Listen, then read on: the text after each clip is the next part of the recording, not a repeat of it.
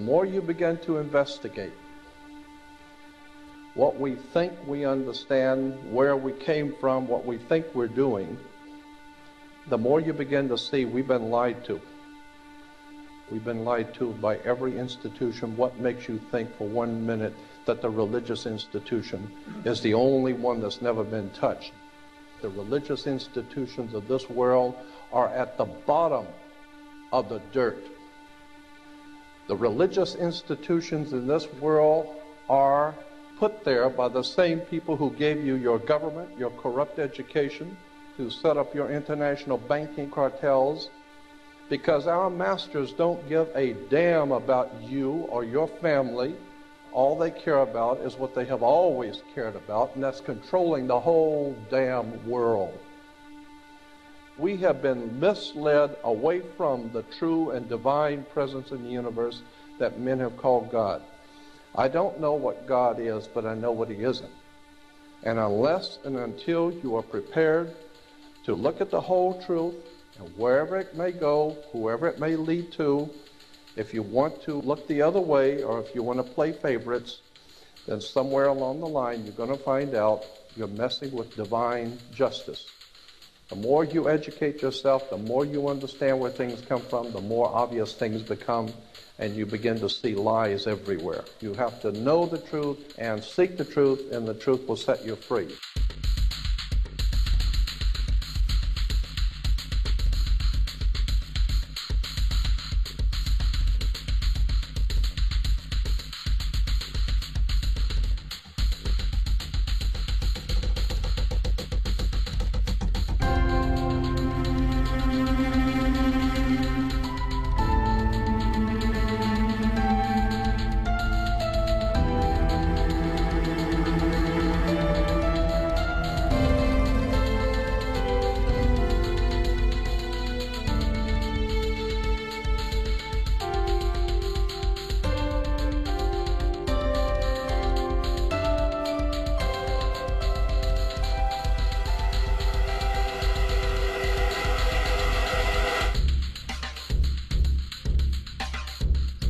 Because I got to tell you the truth, folks. I got to tell you the truth.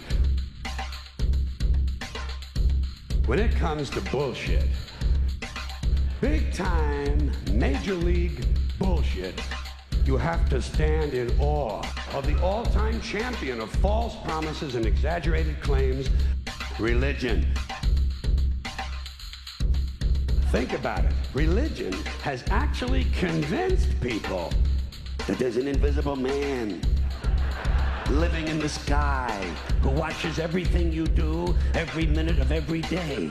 And the invisible man has a special list of 10 things he does not want you to do.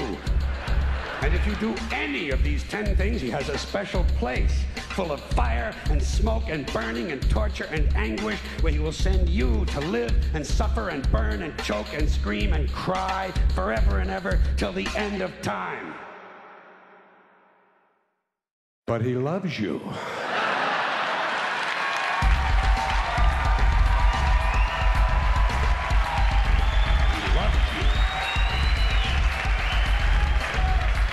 He loves you and he needs money. He always needs money. He's all powerful, all perfect, all knowing, and all wise. Somehow, just can't handle money. Religion takes in billions of dollars, they pay no taxes, and they always need a little more. Now, you talk about a good bullshit story. Holy shit.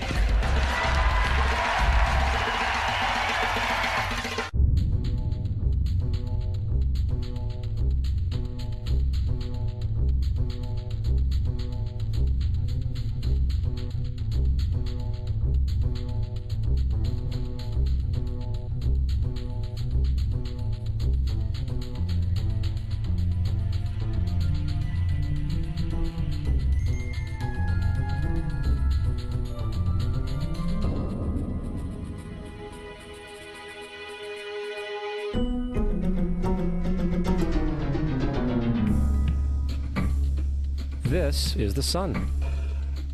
As far back as 10,000 BC, history is abundant with carvings and writings reflecting people's respect and adoration for this object.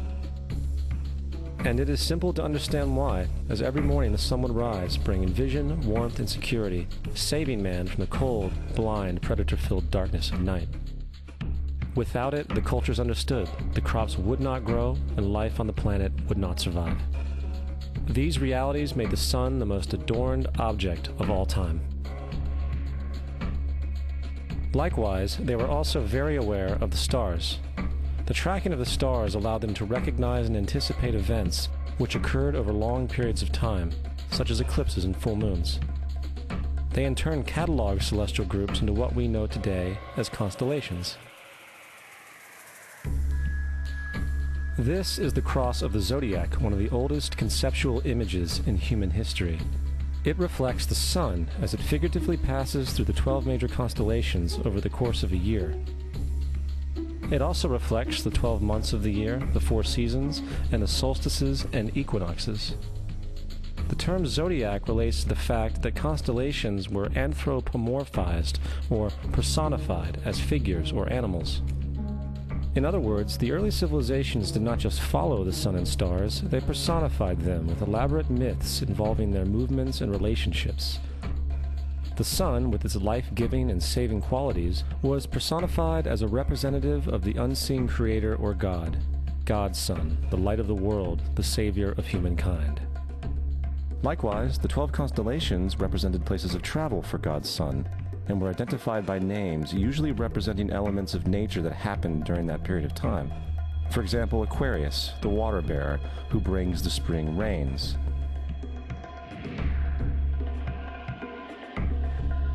This is Horus. He is the sun god of Egypt of around 3000 BC. He is the sun anthropomorphized, and his life is a series of allegorical myths involving the sun's movement in the sky. From the ancient hieroglyphics in Egypt, we know much about this solar messiah. For instance, Horus, being the sun or the light, had an enemy known as Set, and Set was the personification of the darkness or night. And, metaphorically speaking, every morning Horus would win the battle against Set, while in the evening Set would conquer Horus and send him into the underworld.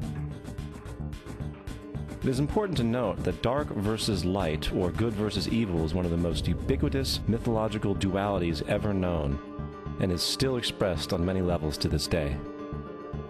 Broadly speaking, the story of Horus is as follows. Horus was born on December 25th of the Virgin Isis Mary. His birth was accompanied by a star in the east, which, in turn, 3 kings followed to locate and adorn the newborn Savior. At the age of 12, he was a prodigal child teacher, and at the age of 30, he was baptized by a figure known as Anup, and thus began his ministry. Horus had 12 disciples he traveled about with, performing miracles such as healing the sick and walking on water. Horus was known by many gestural names such as the Truth, the Light, God's Anointed Son, the Good Shepherd, the Lamb of God, and many others. After being betrayed by Typhon, Horus was crucified, buried for 3 days, and thus resurrected. These attributes of Horus, whether original or not, seem to permeate many cultures of the world, for many other gods are found to have the same general mythological structure. Attis of Phrygia, born of the Virgin Nana on December 25th, crucified, placed in a tomb, and after 3 days was resurrected. Krishna of India, born of the Virgin Devaki, with a star in the east signaling his coming. He performed miracles with his disciples, and, upon his death, was resurrected. Dionysus of Greece, born of a virgin on December 25th, was a traveling teacher who performed miracles such as turning water into wine. He was referred to as the King of Kings, God's only begotten Son, the Alpha and Omega, and many others. And, upon his death, he was resurrected. Mithra of Persia, born of a virgin on December 25th, he had 12 disciples and performed miracles, and upon his death was buried for 3 days and thus resurrected. He was also referred to as the Truth, the Light, and many others. Interestingly, the sacred day of worship of Mithra was Sunday. The fact of the matter is, there are numerous saviors from different periods from all over the world which subscribe to these general characteristics. The question remains, why these attributes? Why the virgin birth on December 25th? Why dead for 3 days in the inevitable resurrection? Why 12 disciples or followers? To find out, let's examine the most recent of the solar messiahs. Jesus Christ was born of the Virgin Mary on December 25th in Bethlehem. His birth was announced by a star in the east, which 3 kings or magi followed to locate and adorn the new Savior. He was a child teacher at 12, and at the age of 30 he was baptized by John the Baptist, and thus began his ministry. Jesus had 12 disciples, which he traveled about with, performing miracles such as healing the sick, walking on water, raising the dead. He was also known as the King of Kings, the Son of God, the Light of the World, the Alpha and Omega, the Lamb of God, and many, many others. After being betrayed by his disciple Judas and sold for 30 pieces of silver, he was crucified, placed in a tomb, and after 3 days was resurrected and ascended into heaven. First of all, the birth sequence is completely astrological. The star in the east is Sirius, the brightest star in the night sky, which, on December 24th, aligns with the 3 brightest stars in Orion's belt. These 3 bright stars in Orion's belt are called today what they were called in ancient times, the 3 kings. And the 3 kings and the brightest star, Sirius, all point to the place of the sunrise on December 25th. This is why the 3 kings follow the star in the east, in order to locate the sunrise, the birth of the sun.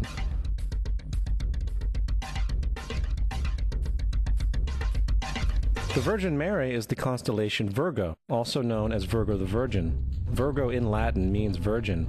The ancient glyph for Virgo is the altered M. This is why Mary, along with other virgin mothers, such as Adonis's mother Myra or Buddha's mother Maya, begin with an M.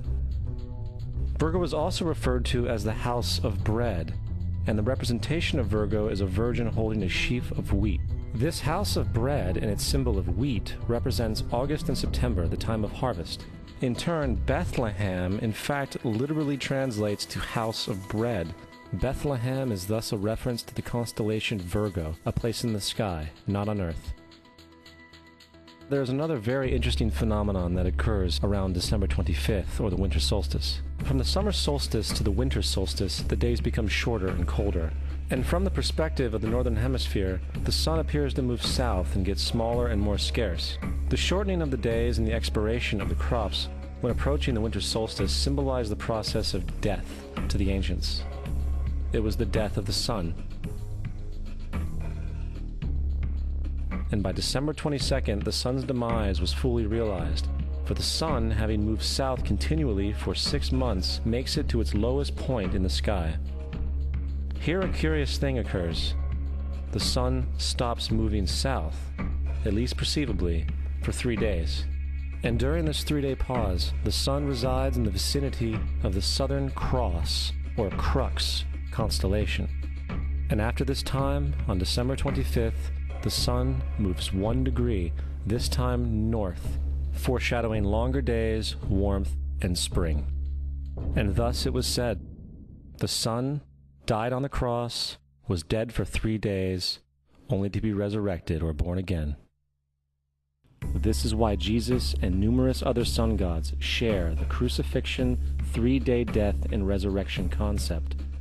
It is the sun's transition period before it shifts its direction back into the northern hemisphere, bringing spring and thus salvation. However, they did not celebrate the resurrection of the sun until the spring equinox, or Easter. This is because at the spring equinox, the sun officially overpowers the evil darkness, as daytime thereafter becomes longer in duration than the night, and the revitalizing conditions of spring emerge.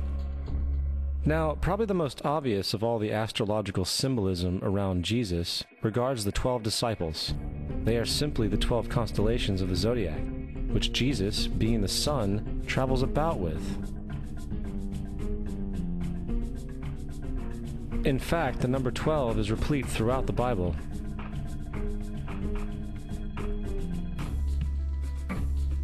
This text has more to do with astrology than anything else. Coming back to the cross of the zodiac, the figurative life of the sun, this was not just an artistic expression or tool to track the sun's movement. It was also a pagan spiritual symbol, the shorthand of which looked like this. This is not a symbol of Christianity. It is a pagan adaptation of the cross of the zodiac.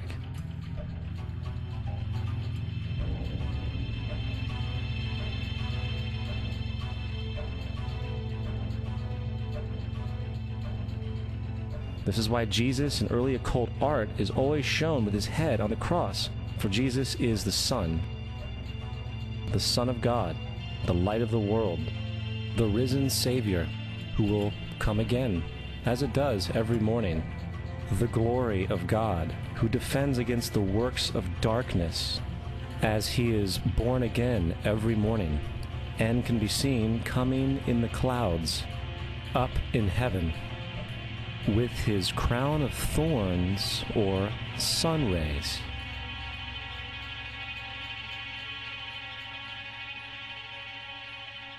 Now, of the many astronomical metaphors in the Bible, one of the most important has to do with the ages. Throughout the scriptures, there are numerous references to the age. In order to understand this, we need to be familiar with a phenomenon known as the precession of the equinoxes. The ancient Egyptians, along with cultures long before them, recognized that approximately every 2150 years, the sunrise on the morning of the spring equinox would occur in a different sign of the zodiac. This has to do with a slow, angular wobble that the Earth maintains as it rotates on its axis. It is called a precession because the constellations go backwards rather than through the normal yearly cycle. The amount of time it takes for the precession to go through all 12 signs is roughly 25,765 years. This is also called the Great Year, and ancient societies were very aware of this, and they referred to each 2150-year period as an age. From 4300 BC to 2150 BC, it was the age of Taurus, the bull. From 2150 BC to 1 AD, it was the age of Aries, the ram. And from 1 AD to 2150 AD, it is the age of Pisces, the age we are still in to this day. And in and around 2150, we will enter the new age, the age of Aquarius. Now, the Bible reflects, broadly speaking, a symbolic movement through 3 ages while foreshadowing a 4th. In the Old Testament, when Moses comes down Mount Sinai with the 10 Commandments, he is very upset to see his people worshiping a golden bull calf. In fact, he shattered the stone tablets and instructed his people to kill each other in order to purify themselves. Most biblical scholars will attribute this anger to the fact that the Israelites were worshiping a false idol or something to that effect. The reality is, the golden bull is Taurus the bull, and Moses represents the new age of Aries the ram. This is why Jews even today still blow the ram's horn. Moses represents the new age of Aries, and upon the new age, everyone must shed the old age. Other deities mark these transitions as well, such as Mithra, a pre-Christian god who kills the bull in the same symbology. Now Jesus is the figure who ushers in the age following Aries, the age of Pisces, or the 2 fish. Fish symbolism is very abundant in the New Testament. Jesus feeds 5,000 people with bread and 2 fish. When he begins his ministry walking along Galilee, he befriends 2 fishermen who follow him. And I think we have all seen the Jesus fish on the back of people's cars. Little do they know what it actually means. It is a pagan astrological symbolism for the sun's kingdom during the age of Pisces. Also, Jesus' assumed birth date is essentially the start of this age. At Luke 22:10, when Jesus is asked by his disciples where the next Passover will be after he is gone, Jesus replies, "Behold, when ye are entered into the city, there shall a man meet you, bearing a pitcher of water. Follow him into the house where he entereth in." This scripture is by far one of the most revealing of all the astrological references. The man bearing the pitcher of water is Aquarius, the water bearer, who is always pictured as a man pouring out a pitcher of water. He represents the age after Pisces, and when the sun, God's Son, leaves the age of Pisces, Jesus, it will go into the house of Aquarius, as Aquarius follows Pisces in the precession of the equinoxes. All Jesus is saying is that after the age of Pisces will come the age of Aquarius.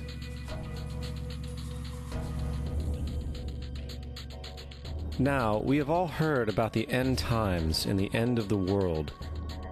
The cartoonish depictions in the book of Revelation aside, the main source of this idea comes from Matthew 28:20, where Jesus says, "I will be with you even to the end of the world." However, in the King James Version, world is a mistranslation, among many mistranslations. The actual word being used is eon, which means age. I will be with you even to the end of the age, which is true, as Jesus' solar Piscean personification will end when the sun enters the age of Aquarius. The entire concept of end times and the end of the world is a misinterpreted astrological allegory. Let's tell that to the approximately 100 million people in America who believe the end of the world is coming. Furthermore, the character of Jesus being a literary and astrological hybrid is most explicitly a plagiarization of the Egyptian sun god Horus. For example, inscribed about 3,500 years ago on the walls at the Temple of Luxor in Egypt are images of the Annunciation, the Immaculate Conception, the birth, and the adoration of Horus. The images begin with Thoth announcing to the Virgin Isis that she will conceive Horus, then Neph, the Holy Ghost, impregnating the Virgin, and then the virgin birth and the adoration. This is exactly the story of Jesus' miracle conception. In fact, the literary similarities between the Egyptian religion and the Christian religion are staggering.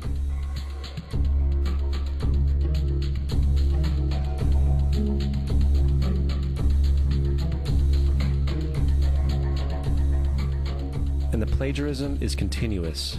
The story of Noah and Noah's Ark is taken directly from tradition. The concept of the Great Flood is ubiquitous throughout the ancient world, with over 200 cited claims in different periods and times. However, one need look no further for a pre-Christian source than the Epic of Gilgamesh, written in 2600 BC. This story talks of a great flood commanded by God, an ark with saved animals upon it, and even the release and return of a dove, all held in common with the biblical story among many other similarities. And then there is the plagiarized story of Moses.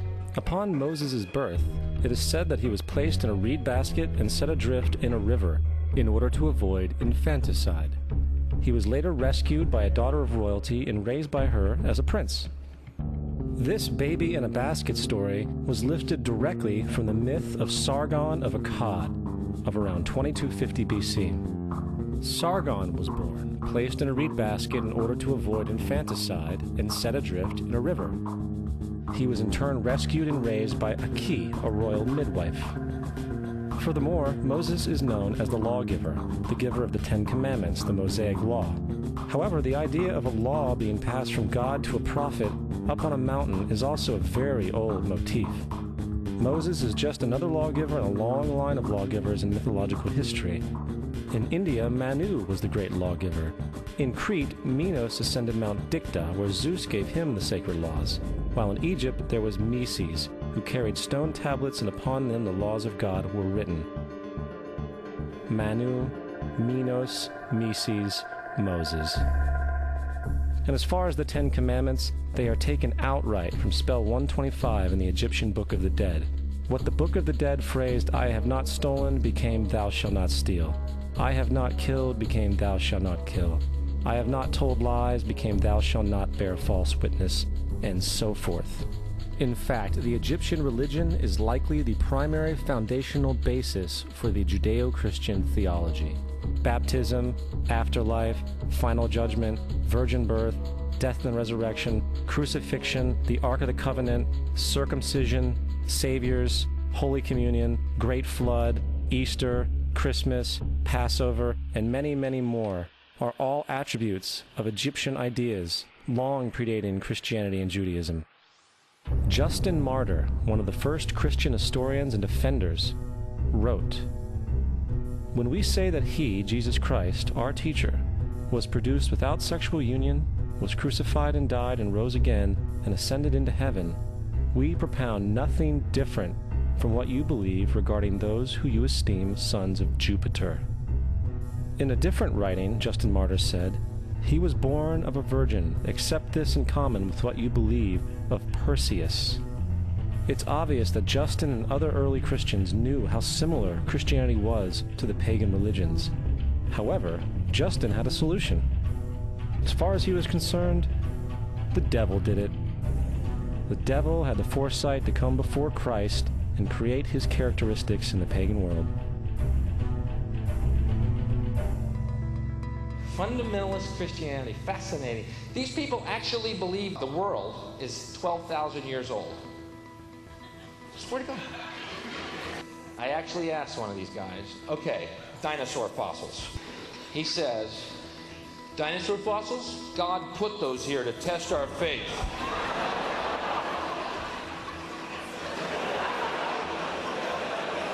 I think God put you here to test my faith, dude.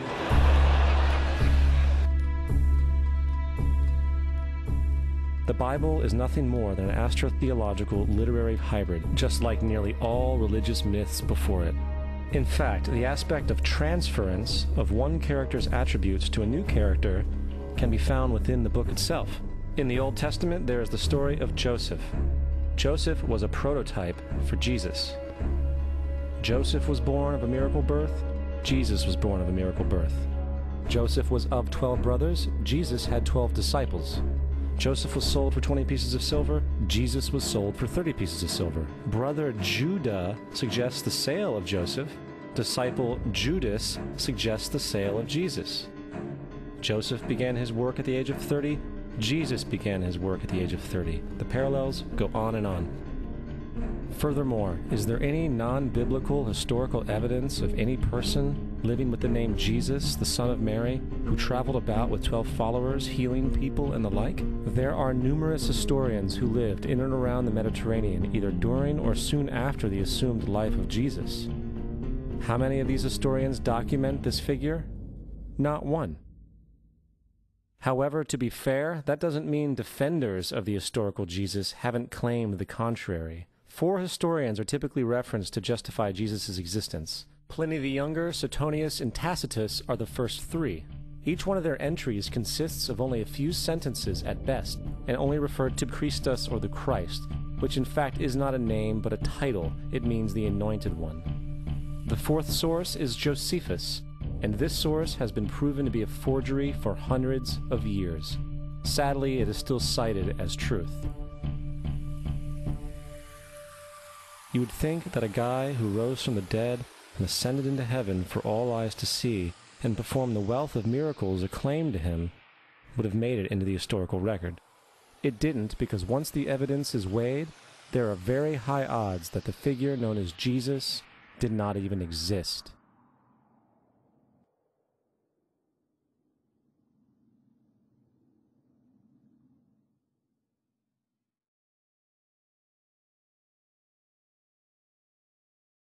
We don't want to be unkind, but we want to be factual.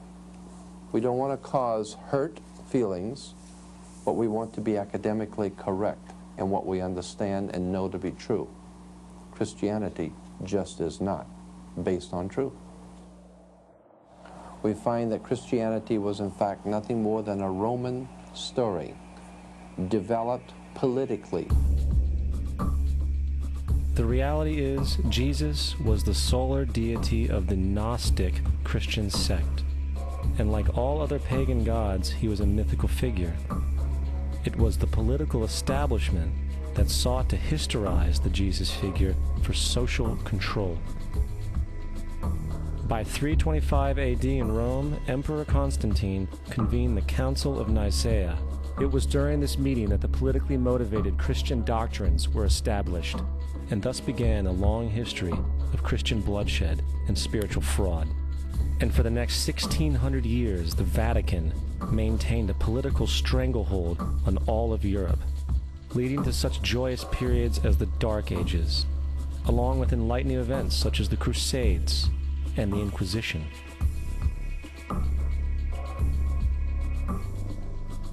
Christianity, along with all other theistic belief systems, is the fraud of the age.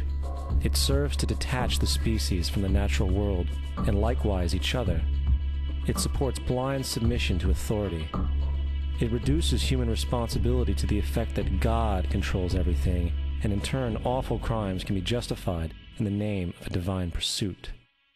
And most importantly, it empowers those who know the truth, but use the myth to manipulate and control societies.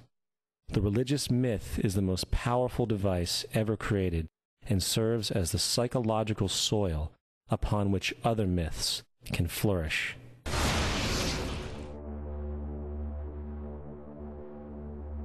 A myth is an idea that, while widely believed, is false. In a deeper sense, in the religious sense, a myth serves as an orienting and mobilizing story for a people. The focus is not on the story's relation to reality, but on its function. A story cannot function unless it is believed to be true in the community or the nation. It is not a matter of debate. If some people have the bad taste to raise the question of the truth of the sacred story, the keepers of the faith do not enter into debate with them. They ignore them or denounce them as blasphemers. It is wrong, blasphemous, and sinful for you to suggest, imply, or help other people come to the conclusion that the U.S. government killed 3,000 of its own citizens.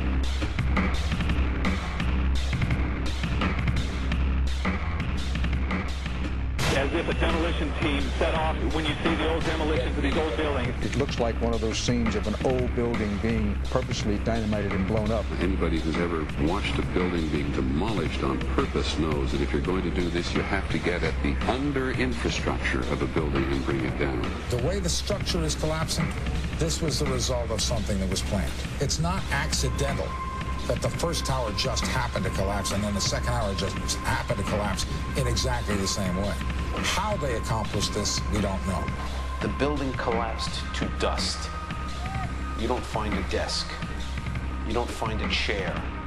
You don't find a telephone, a computer. The biggest piece of a telephone I found was half of the keypad, and it was about this big. What happened to the concrete? The concrete was pulverized from river to river. There was dust powder 2-3 inches thick. The concrete was just pulverized. Reminiscent of those pictures we've all seen too much on television before, when a building was deliberately destroyed by well-placed dynamite to knock it down.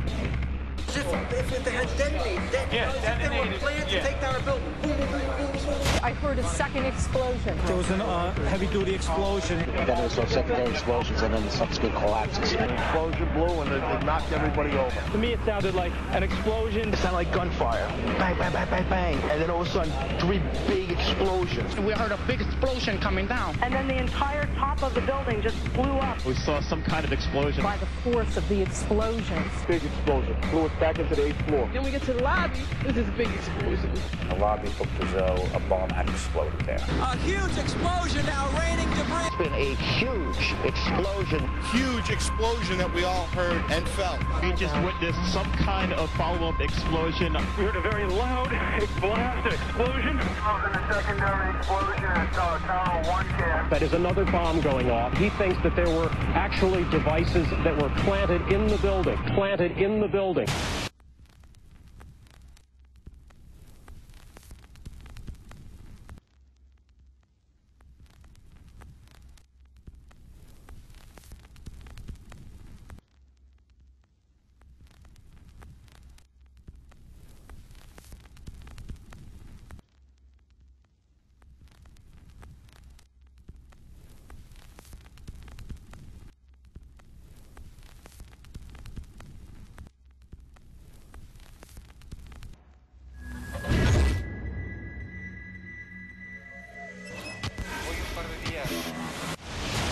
don't think anybody could have predicted that they would try to use an airplane as a missile, a hijacked airplane as a missile. Nobody in our government, at least, and I don't think the prior government that could envision flying airplanes into buildings. No specific threat involving really a domestic operation or involving what happened, obviously, the city's airliner and so forth. There were no warning signs that I'm aware of. USA Today reports that in the 2 years before the attacks on September the 11th, NORAD conducted exercises using hijacked airliners as weapons. And one target was the World Trade Center.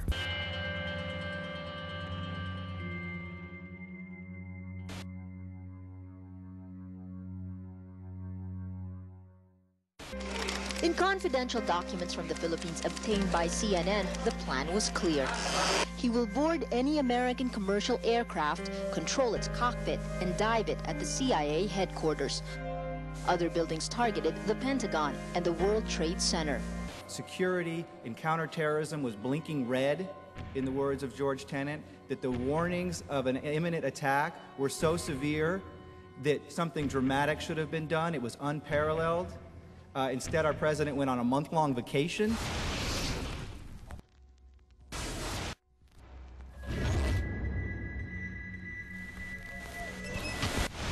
The head of Pakistani intelligence at the ISI, Mahmoud Ahmed, requested Omar Sheikh to wire $100,000 to Mohammed Atta, who was the lead hijacker. Hijacker Mohammed Atta received wire transfers via Pakistan. The man sending the money to Atta is believed to be Ahmed Umar Saeed Sheikh. Omar Sheikh admitted he was supported by the Pakistan government's intelligence service, the ISI.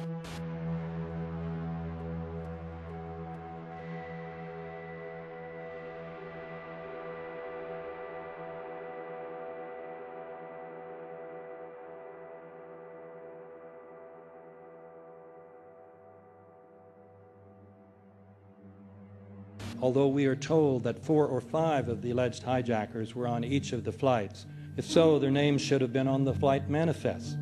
But the flight manifests that have been released contain neither the names of the alleged hijackers nor any Arab names whatsoever. We know that the men who were supposedly the hijackers had their houses, cars, credit cards paid for by the U.S. government. They were, in truth, agents. Evidence was also apparently planted. The passport of one of the hijackers on Flight 11 was allegedly found in the rubble. Goes through the fireball, through the side of the plane, and comes down the ground unscathed. But something happened. For 6 months, they reported they had this passport. Boy, we've got it. We've got the proof. And then the guy stood up and was alive. Several of these 19 men are still alive.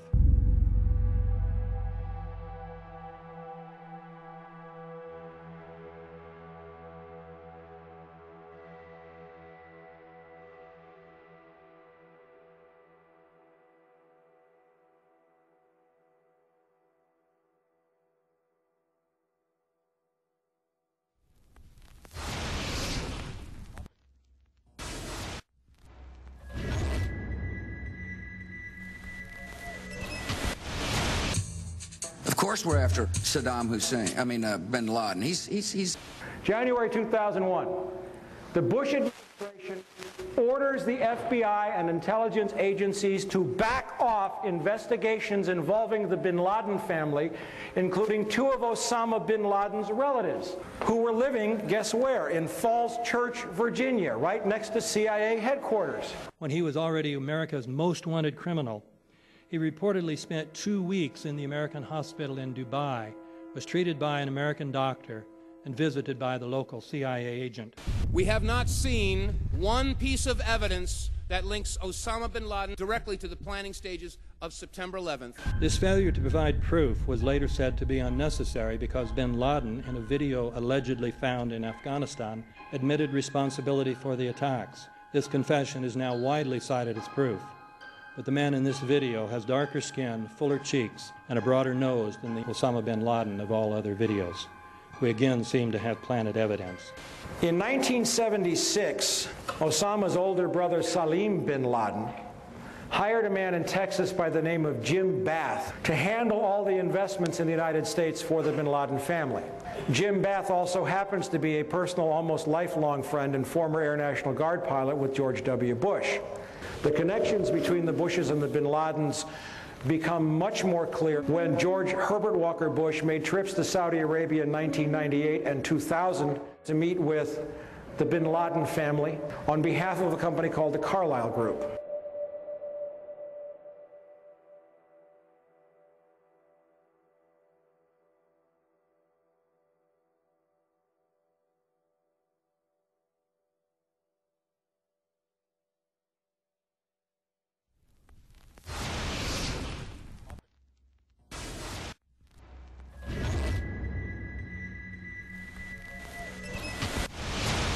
How could anyone fly a 60-ton, 125-foot wide, 44-foot tall plane through this obstacle course? The aircraft, before striking the Pentagon, reportedly executed a 270-degree downward spiral, and yet Hani Hanjour was known as a terrible pilot who could not safely fly even a small plane.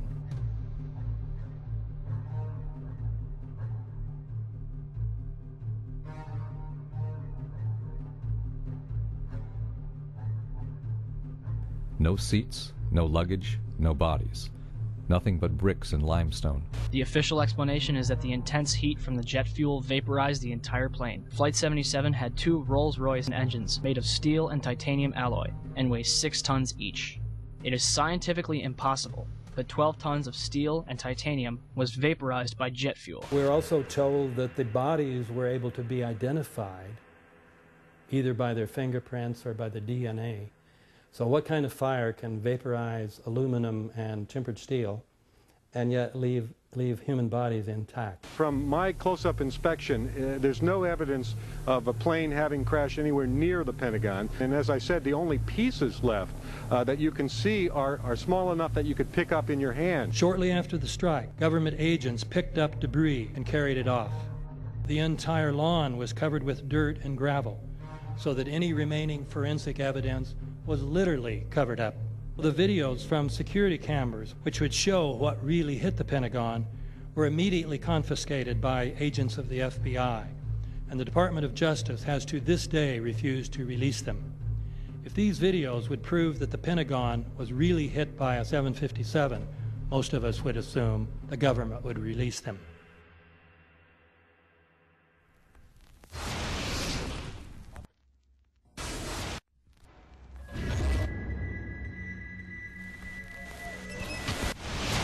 It looks like there's nothing there except for a hole in the ground. Basically, that's right. The only thing you could see from where we were was a big gouge in the earth and some broken trees. We could see some people walking around in the area, but from where we could see, there wasn't much left. Any large pieces of debris at all? No, there was nothing that you could distinguish that a plane had crashed there.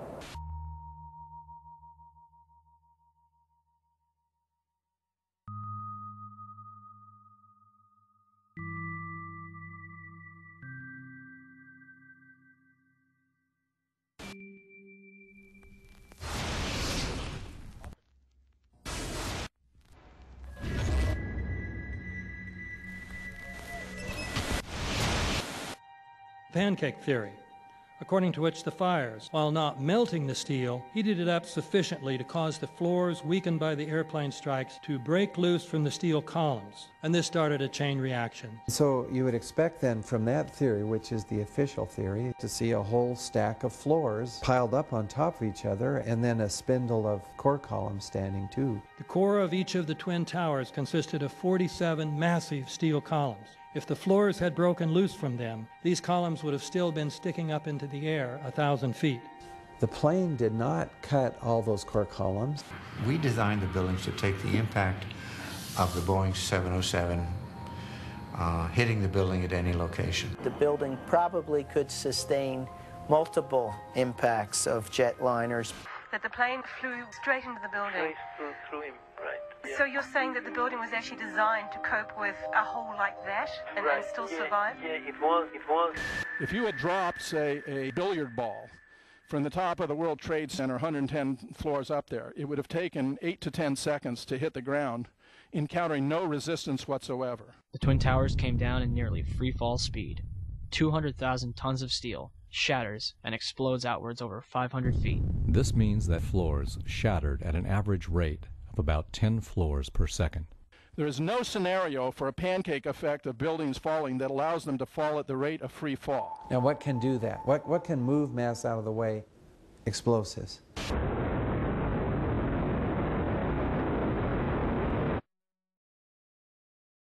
"47 huge steel columns going up the core. They're interconnected. How do you get them to fail simultaneously so the core disappears? It looks like those core columns were cut. The way we do this is by cutting the beam at an angle.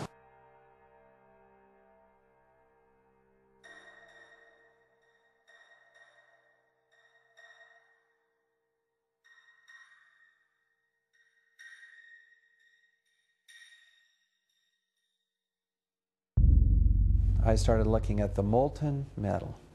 All three buildings, both towers in the rubble, in the basement areas, and Building 7, there's these pools of molten metal.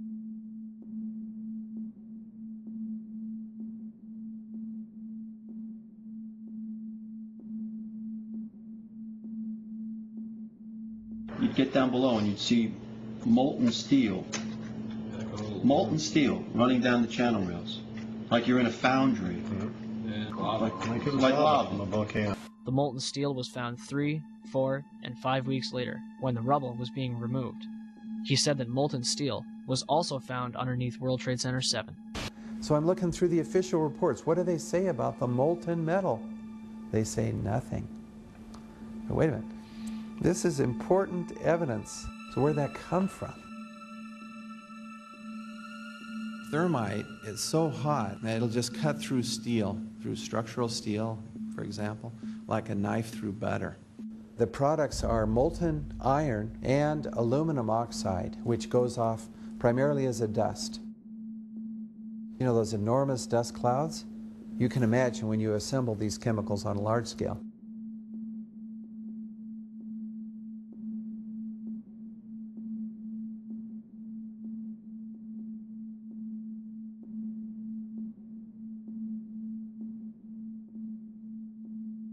Molten metal pools under both towers after they collapsed, and Building 7. Now, Building 7 wasn't even hit by a jet. Part of the problem is that most people simply don't know much about Building 7 due to the extraordinary secrecy surrounding this collapse. And this was a 47-story skyscraper. This building fell at 5:25. It was not hit by a plane. This building had fires on only 2 or 3 floors. And it was brought down by what we know was a controlled demolition. Demolitions, they look just like that. You know, a kink in the middle, and then that building just comes straight down, almost at free fall speed. They first blow one of the central columns so the building falls in on itself. Building 7 had a classic crimp, or wedge. Its central column was blown out first, so it didn't structurally damage buildings just a few feet away from it.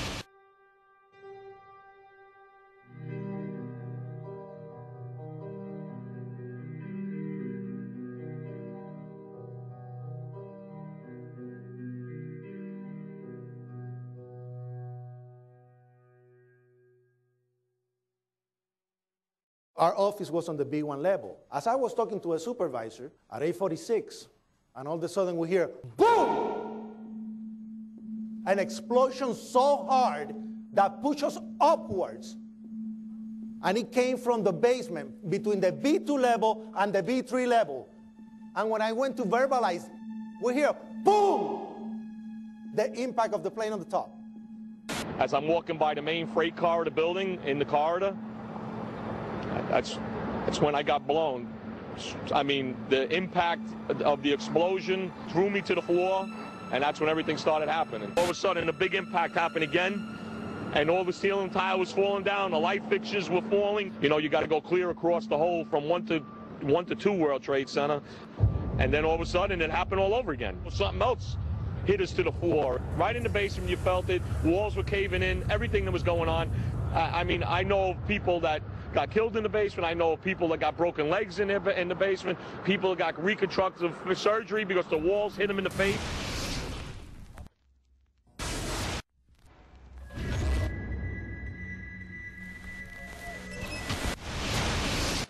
According to standard operating procedure, if an FAA flight controller notices anything that suggests a possible hijacking, the controller is to contact a superior. If the problem cannot be fixed within about a minute, the superior is to ask NORAD, the North American Aerospace Command, to send up or scramble jet fighters to find out what is going on. NORAD then issues the scramble order to the nearest Air Force base with fighters on alert.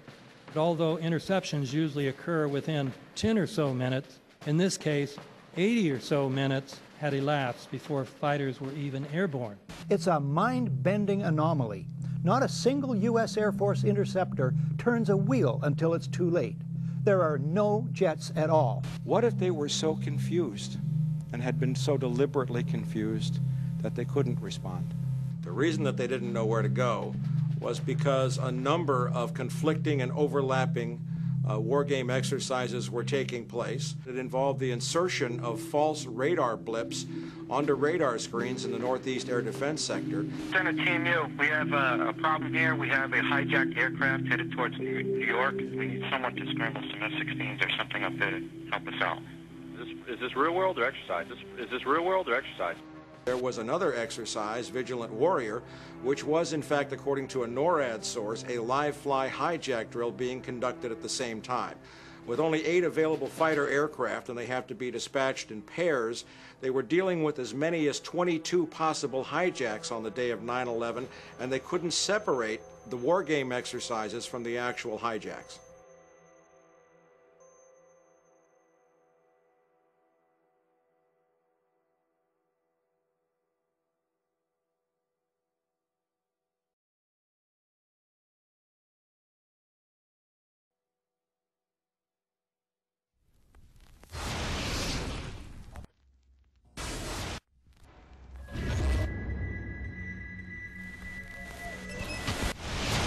Page 172. The U.S. government has not been able to determine the origin of the money used for the 9/11 attacks. Ultimately, the question is of little practical significance. The American authorities have not managed to trace the source of the funding. And then the most amazingly disingenuous statement ultimately is of little consequence. It is of massive consequence. Doesn't it matter who paid for 9/11? The collapse of Building 7 has been recognized as especially difficult to explain. The 9/11 Commission report implicitly admitted that it could not explain the collapse of this building by not even mentioning it. President, why are you and the Vice President insisting on appearing together before the 9/11 Commission? Because the 9/11 Commission wants to ask us questions. That's why we're meeting, and I look forward to meeting with them and answering their questions. Why you're appearing together rather than separately, which was their request? Because it's a good chance for both of us to answer questions that the 9/11 Commission is looking forward to asking us, and I'm looking forward to answering them. Let's see. Do you think they should be able to stand up and speak their own words? They should go under oath. They should be, yeah. In public.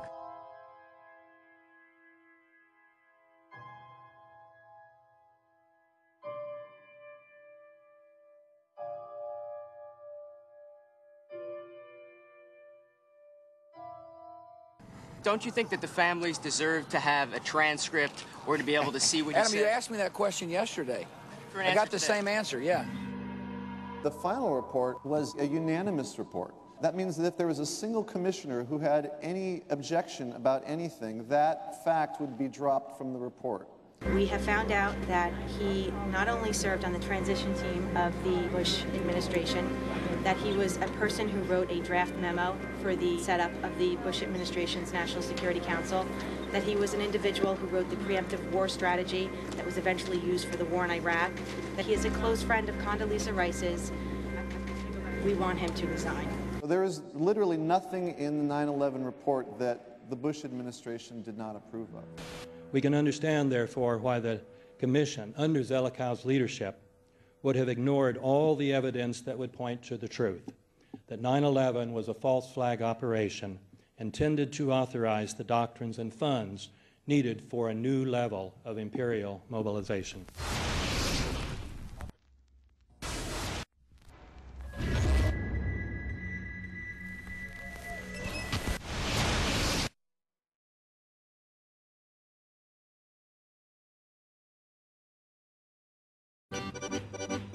armed with knives, armed with chemical, biological, nuclear weapons. Fanatics, terrorists, September 11th. September 11th, killers, September 11th, terrorists. Terrorists of Al-Qaeda, terrorists, nuclear weapons, terrorists. 9/11, terror, terrorist, evil. September 11th, September 11th. The terrorists, war and danger. September 11th, terrorism, global terrorism, terrorism, terrorists, terrorists, terrorists, terrorists, terrorists, the terror, terrorists, terrorists, terrorism. September 11th, global terrorism, terrorists, terrorism. September 11th, world terrorism, terrorism. September 11th, global terrorism. September the 11th, terror, weapons of mass destruction. September the 11th, September the 11th, terrorists, the evil terrorists, no.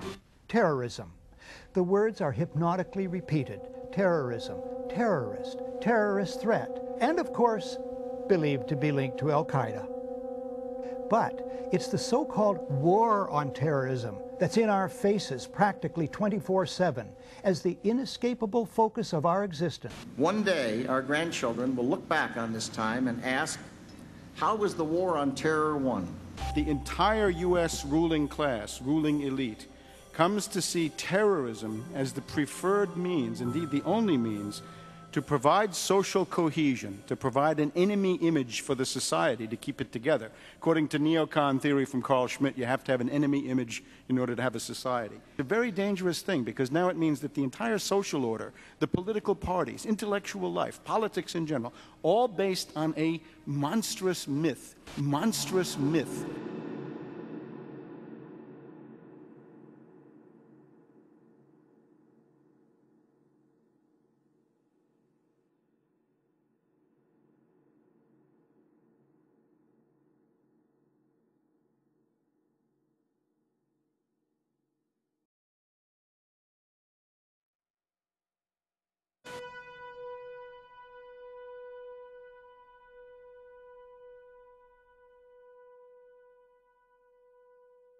Look, the CIA has done in this country, what they've done to us is unbelievable.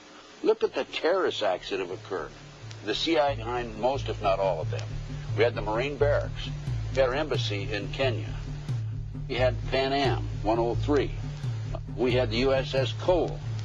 We had Oklahoma City. We had the World Trade Center in 1993.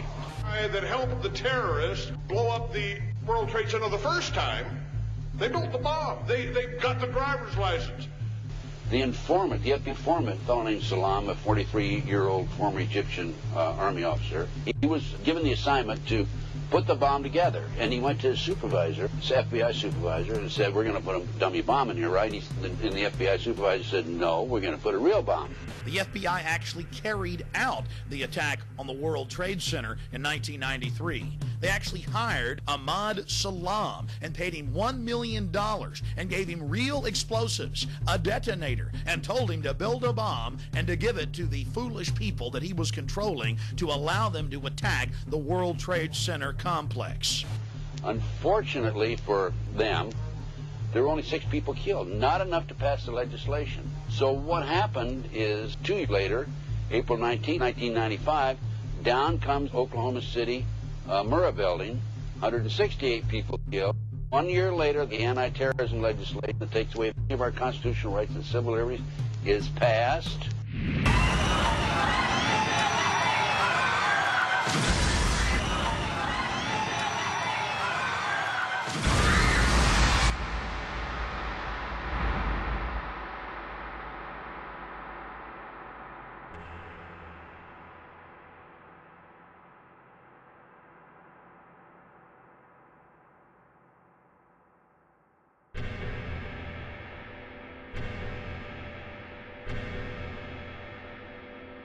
Because at 9:30 this morning, we were actually running an exercise for over a company of 1,000 people in London, based on simultaneous bombs going off precisely at the railway stations that happened this morning. So I still have the hairs on the back of my neck standing upright. To get this quite straight, you were running an exercise to see how you would cope with this, and it happened while you were running the exercise? Precisely.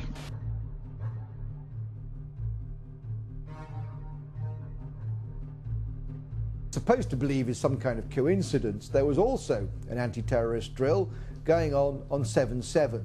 And again, just like 9/11, they were talking about attacks on the same targets, the same kind of tube stations, and exactly the same time as the actual attack happened, providing some kind of cover for what must be operations orchestrated in some way by the state.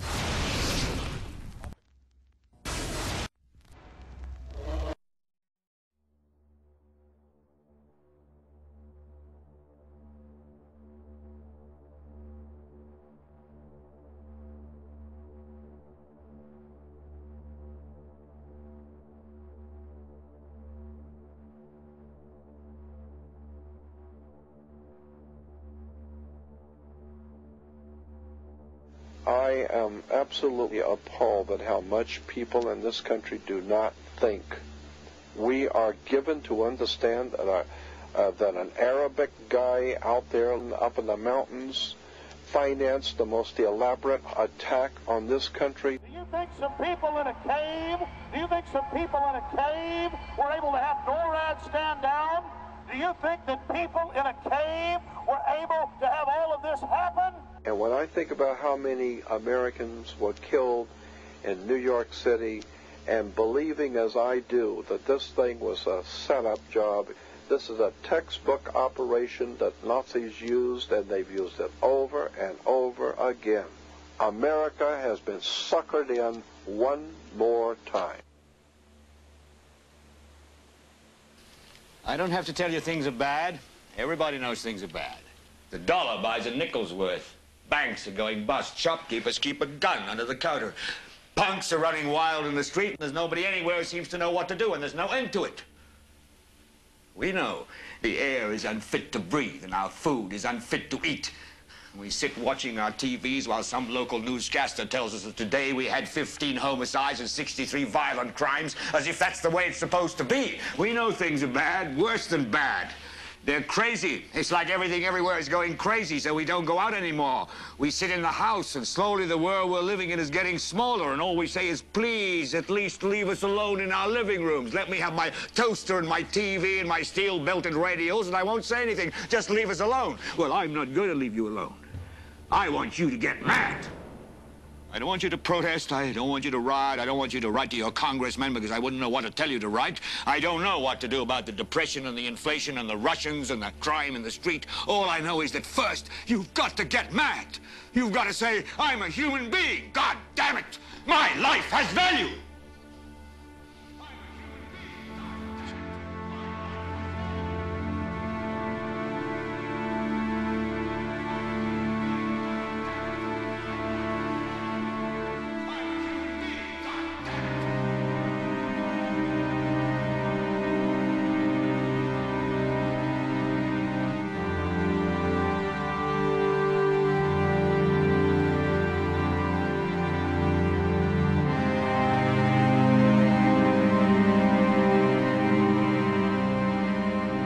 Smoke, 105, 2 power.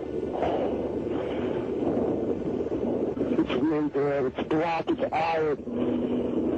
My wife thinks I'm all right. I called her and said I was leaving the building. I was fine, and bang. It's 3 of us, 2 broken windows. Oh, God!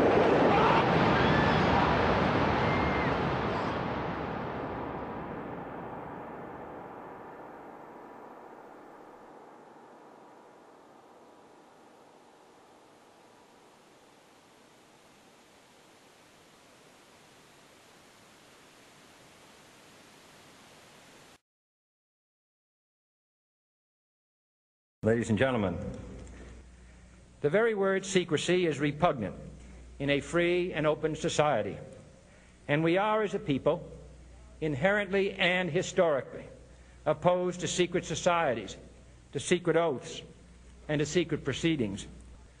For we are opposed around the world by a monolithic and ruthless conspiracy that relies primarily on covert means for expanding its sphere of influence, on infiltration instead of invasion, on subversion instead of elections, on intimidation instead of free choice. It is a system which has conscripted vast human and material resources into the building of a tightly knit, highly efficient machine that combines military, diplomatic, intelligence, economic, scientific, and political operations. Its preparations are concealed, not published. Its mistakes are buried, not headlined.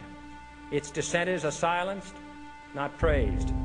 No expenditure is questioned, no secret is revealed. That is why the Athenian lawmaker Solon decreed it a crime for any citizen to shrink from controversy. I am asking your help in the tremendous task of informing and alerting the American people, confident that with your help, man will be what he was born to be, free and independent.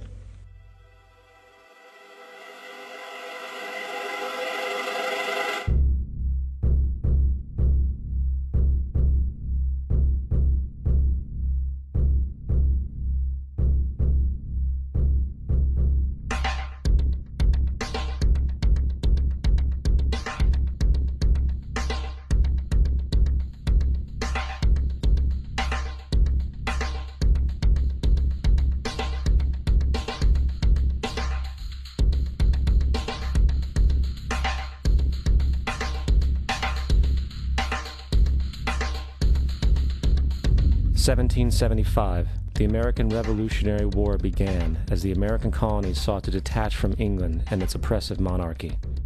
Though many reasons are cited for the revolution, one in particular sticks out as the prime cause: that King George III of England outlawed the interest-free, independent currency the colonies were producing and using for themselves, in turn forcing them to borrow money from the Central Bank of England at interest, immediately putting the colonies into debt.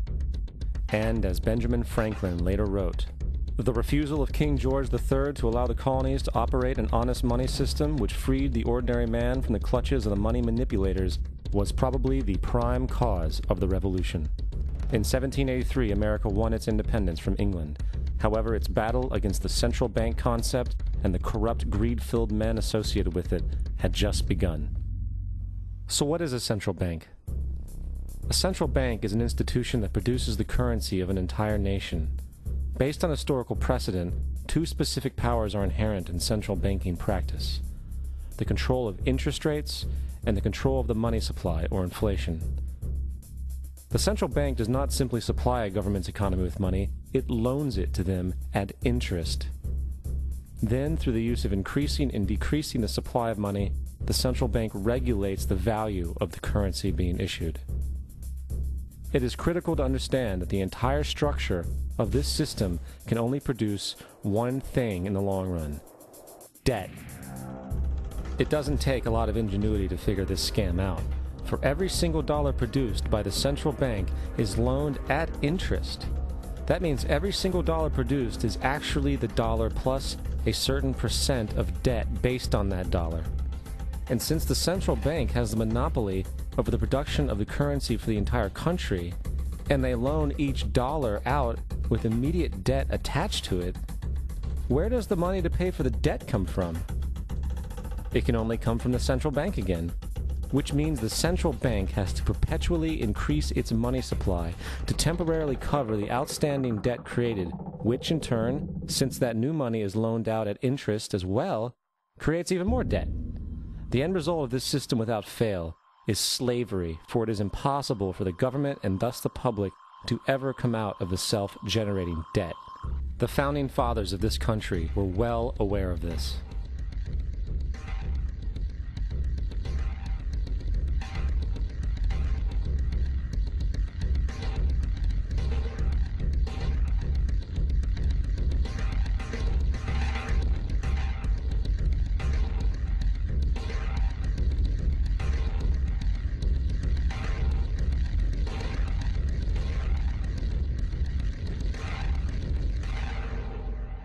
By the early 20th century, the U.S. had already implemented and removed a few central banking systems, which were swindled into place by ruthless banking interests. At this time, the dominant families in the banking and business world were the Rockefellers, the Morgans, the Warburgs, the Rothschilds. And in the early 1900s, they sought to push once again legislation to create another central bank. However, they knew the government and public were very weary of such an institution, so they needed to create an incident to affect public opinion. So, J.P. Morgan, publicly considered a financial luminary at the time, exploited his mass influence by publishing rumors that a prominent bank in New York was insolvent or bankrupt. Morgan knew this would cause mass hysteria, which would affect other banks as well. And it did. The public, in fear of losing their deposits, immediately began mass withdrawals. Consequently, the banks were forced to call in their loans, causing the recipients to sell their property, and thus a spiral of bankruptcies, repossessions, and turmoil emerged. Putting the pieces together a few years later, Frederick Allen of Life magazine wrote, "The Morgan interests took advantage to precipitate the panic, guiding it shrewdly as it progressed." Unaware of the fraud, the Panic of 1907 led to a congressional investigation headed by Senator Nelson Aldrich, who had intimate ties to the banking cartels and later became part of the Rockefeller family through marriage. The commission, led by Aldrich, recommended a central bank should be implemented so a panic like 1907 could never happen again. This was the spark the international bankers needed to initiate their plan. In 1910, a secret meeting was held at a J.P. Morgan estate on Jekyll Island off the coast of Georgia. It was there that the central banking bill called the Federal Reserve Act was written. This legislation was written by bankers, not lawmakers. This meeting was so secretive, so concealed from government and public knowledge that the 10 or so figures who attended disguised their names when en route to the island. After this bill was constructed, it was then handed over to their political frontman, Senator Nelson Aldrich, to push through Congress. And in 1913, with heavy political sponsorship by the bankers, Woodrow Wilson became president, having already agreed to sign the Federal Reserve Act in exchange for campaign support. And 2 days before Christmas, when most of Congress was at home with their families, the Federal Reserve Act was voted in, and Wilson in turn made it law. Years later, Woodrow Wilson wrote, in regret,